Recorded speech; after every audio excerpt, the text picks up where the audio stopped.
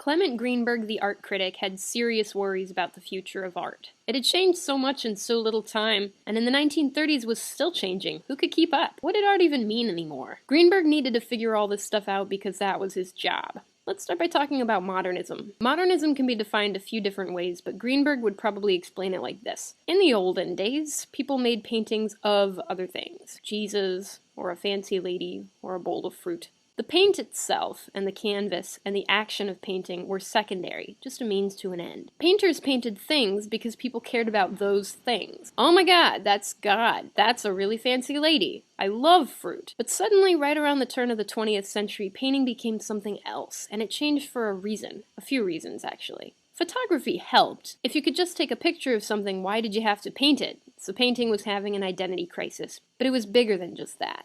We had industry and secularism and world wars and uprisings, and artists were like, what are we doing? What is art anyway? And well, some theorize that it was Cezanne who was the first to be like, you know what? I don't really care about fruit. What's this stuff in my hand? I'm painting on this canvas that's flat and I'm making illusions and oh my god. What if I keep painting fruit, but it's not about fruit anymore? So he did keep painting fruit, but he wasn't really thinking about fruit. He was thinking about colors and shapes. This, says Clement Greenberg, this is basically what modernism is. Painters using paint on canvases and not caring about the objects they're painting, if they're painting objects at all anymore, but instead caring about the texture and the color and application on the canvas, and forget about illusion. Everyone knows this is two-dimensional. It's not three-dimensional. It's all about medium.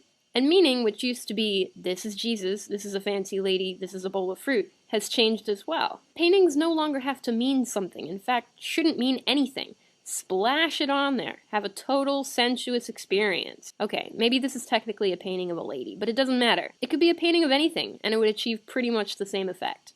This kind of painting became known as abstract expressionism, and Greenberg's idol of abstract expressionism was Jackson Pollock, who was a real asshole, but he made great modernist paintings. So now that we add modernism, what do you call a painting of a horse that's just, a regular painting of a horse? It's about the horse. It's not about paint.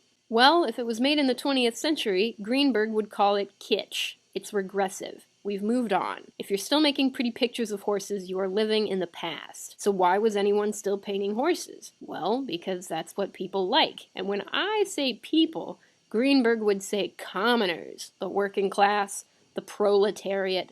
They like paintings of horses because you don't have to think about them. It's really easy. This is a horse and it looks great. Confront a commoner with a Picasso and he's going to be like, what is all this? Is there even a horse in there?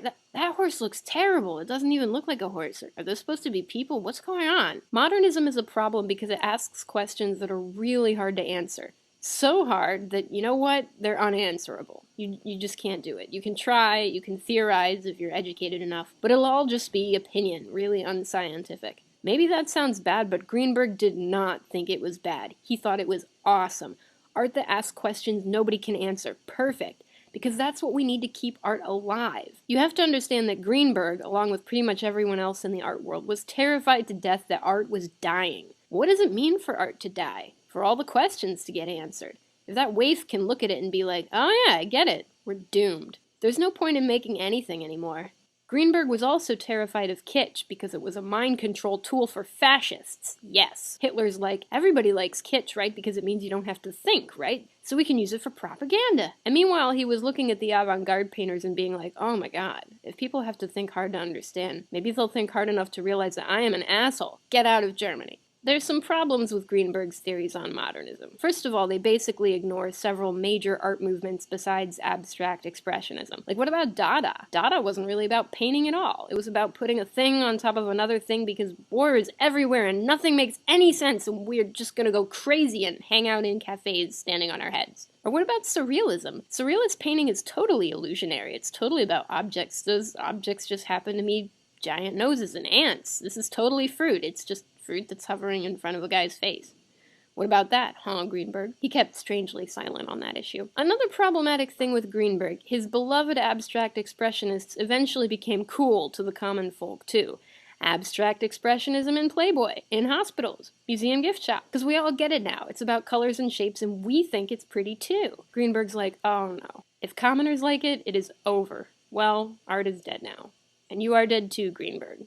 As of 1994. The end.